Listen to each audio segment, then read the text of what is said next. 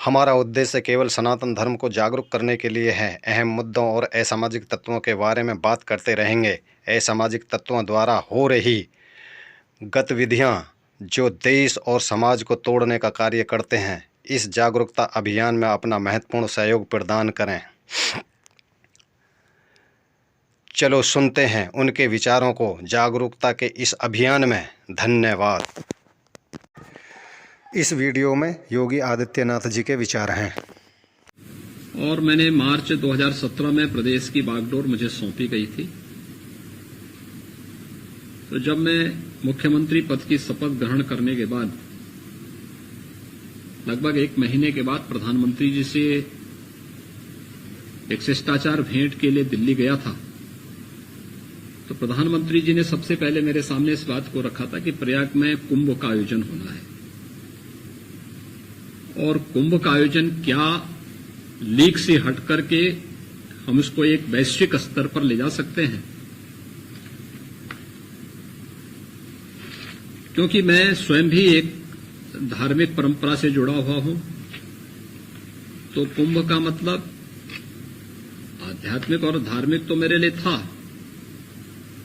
लेकिन हम इस बात को मानते थे कि कुंभ का मतलब जहां पे भगदड़ होती है, अव्यवस्था फैलती है, गंदगी होती है, और उसको एक अपनी दिनचर्या का हिस्सा मान लेते थे कि ये तो होना ही है, इसलिए इसको हम नियति मान लेते थे। तो मुझे लगा कि प्रधानमंत्री जी के बोलने का मतलब है कि हम कुछ विशिष्ट करें, इसका मतलब हमें इससे लीक से हट करके सोचना है।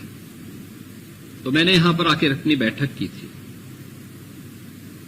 और बैठक करने के बाद फिर इसको वैश्विक स्तर पर ले जाने के लिए क्या किया जाना चाहिए, मैंने तत्कालीन विदेश मंत्री श्रीमती सुषमा स्वराज जी के साथ फिर चर्चा की। मैंने उसी दिन संकल्प लिया था कि हम लोग कुंभ को धार्मिक और आध्यात्मिक कलेवर के साथ आगे बढ़ाते हुए स्वच्छता, सुरक्षा और सुव्यवस्था का एक अनुपम उदाहरण इसके माध्यम से प्रस्तुत करेंगे। तकनीक से भरपूर करेंगे। तकनीक का उपयोग स्वच्छता के लिए भी, सुरक्षा के लिए भी और सुव्यवस्था के लिए भी करेंगे। और फिर ये कार्यक्रम हमारा आगे बढ़ता हुआ दिखाई दिया। पूरी कमान को मैंने अपने पास रखा। कोई भी शासन में बैठा हुआ अधिकारी, कोई भी शासन से जुड़ा हुआ मंत्री या प्रदेश सरकार से जुड़ा हुआ कोई भी अन्य व्यक्ति बिना मेरी अनुमति के फील्ड में तैनात किसी भी अधिकारी को कोई निर्देश जारी नहीं करेगा।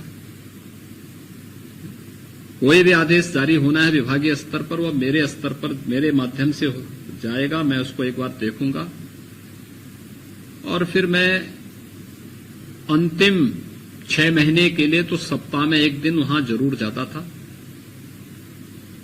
मेरे कार्यक्रम जब फील्ड विजिट के होते हैं तो अक्सर बड़े महानगरों में पब्लिक को परेशानी न हो, तो मैं रात्रि के समय जाता हूं। तो सायंकाल में यहां से जाता था, 6 से 6:30 बजे के बीच में वहां पहुंचता था। 7 बजे से 9 बजे तक बैठक लेता था, और रात्रि 10 बजे के बाद फिर मैं फील्ड में विजिट करता था, रात्रि को 12 बजे, 1 बजे, 2 बजे तक। और कुंभ के पहले तक हम लोगों ने अपनी सारी तैयारियां पूरी कर ली थी। लोग मानते थे, लोगों ने सबसे पहले प्रश्न ये किया कि इतनी तैयारी क्यों, ये तो अर्ध कुंभ है, अर्ध कुंभ में इतनी तैयारी नहीं होती। हमने कहा अर्ध कुंभ को नहीं, हम पूर्ण कुंभ बनाएंगे इसको। और हमारी परंपरा आधा नहीं मानती, पूरा मानती है। हम पूर्णिमा के चांद को प्रणाम करते हैं, ये अर्धचंद्र की परिकल्पना हमारे यहां नहीं है। तो मैंने कहा हम इसको पूरा मानेंगे और ये हमारे लिए पूर्ण कुंभ होगा। फिर लोगों ने कहा चुनाव के ठीक पहले लोग आएंगे।